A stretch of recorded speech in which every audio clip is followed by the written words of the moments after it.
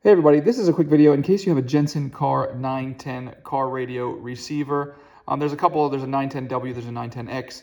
This goes for all of them, and you need to do a hard reset on it. Now you might need to do a hard reset for a variety of reasons. If it won't connect to Bluetooth, or if it keeps disconnecting, or if the screen is frozen or not responding or lagging and stuff like that.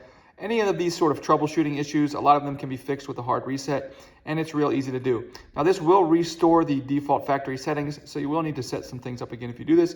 But if you're ready to do it, it's quite easy. All you need is like a paper clip or a pin or something like that. Just make sure it's not too sharp. And you're just gonna come in with it, the reset button is not on the front. It's actually on the side here behind the main faceplate, just below the USB plug. You'll see there's a very small hole. That is the reset hole. So just push your paper clip in there for a second or two, and that will initiate the reset. Once the reset is done, you can set it back up the way you like it.